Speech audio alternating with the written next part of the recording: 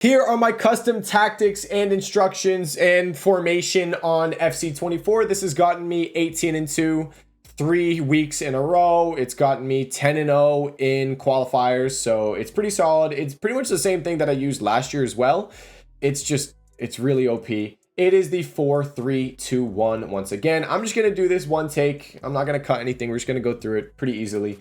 So starting off with the tactics, we have balanced defensive style. I believe last year I did press after possession loss. I don't like it this year. It doesn't feel as good. Width, I do 27. My width is very tight. I like it being compact, but you do get exposed on the wings quite often. If you don't have a fast left back or a fast right back, you will get exposed. One way that I kind of counter that is I usually pull my left back and my right back wide manually.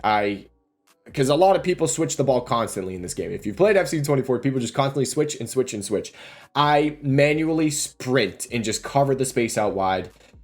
That's how I kind of play with my width being that low. If you don't want to have to deal with that, just make your width like 40 or 45 or even 50, and you'll probably be fine. If you find yourself getting burned on the wing quite often, like I might change my width in game if I feel like I'm playing against a Diaby that is just abusing his pace down the wing and I'm struggling. So there's the width. Depth 71. Everyone does 71 depth. It's OP. If you're not running 71 depth, you're missing out. Build up play is balanced. Chance creation, you got to do direct passing. It's OP. Width, I do 50. Players in the box, I do 5. Sometimes I do 7. And then corners and free kicks, I have on 3. This is personal preference. Oh my gosh. Wait a minute. No, we're good. We're good. Personal preference doesn't really matter for corners or free kicks. I said, oh my gosh, because this is where it matters. My webcam needs to be moved for this segment. So my webcam is coming down here. All right, so we're good. Okay.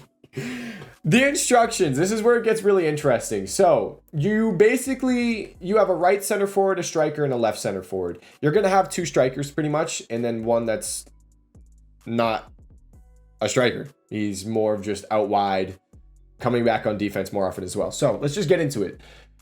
For the striker, I have stay central, get in behind, and basic defensive support. For the other one, the right center forward, you can choose either side. You'll see it'll make more sense as I go through it. You can choose either side. So Rodrigo is on stay central. I could have Rashford on stay central, but it's going to change the whole setup. You'll understand in a second. So Dembele, stay central, get in behind, didn't touch the rest. For Rodrigo, I have my right side, stay central, get in behind, basic defensive support. For the other side, for the left center forward, I have him on comeback on defense. He is not on stay central. I could put him on get in behind. You could. It's kind of just personal preference on that one.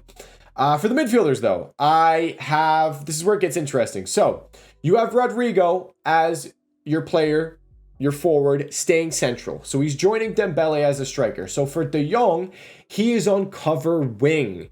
He's not on cover center. I didn't touch anything. All I did was put him on cover wing. So that space that Rodrigo is leaving vacant, as in he's going central, De Jong is then kind of going in and taking up that space. For Gattuso and Gaoro, they are stay back while attacking and cover center. De Jong didn't touch anything except just made him cover wing. So cover center, stay back while attacking, Gaoro and Gattuso.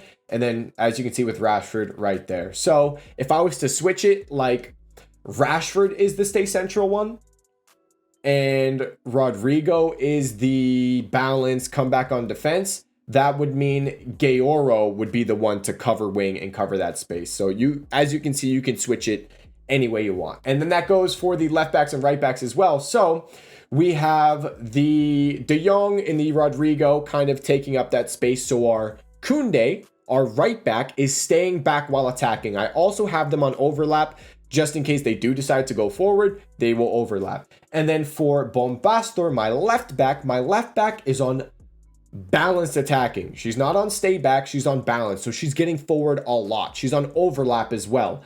So Bombastor, whatever side you decide to go forward with, like, I don't want my Koundé as the one that's going forward. I want that to be my Bombastor. So my Rodrigo is on the stay central, the De Jong is on the balance covering the wing, and then the Rashford is on the comeback on defense. So I have the Bonpastor is my attacking one. Your most attacking player, your most attacking wing back, your left back or your right back, whoever's the most attacking is the player you want to be the one on balance attack, because they'll be getting forward a lot. So like I said, I don't want Koundé.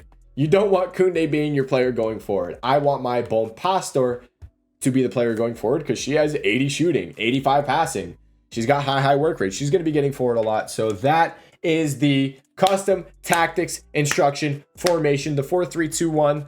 I hope this helps you guys out. If you have any questions, let me know in the comment section down below. And yeah, hopefully this helps you out.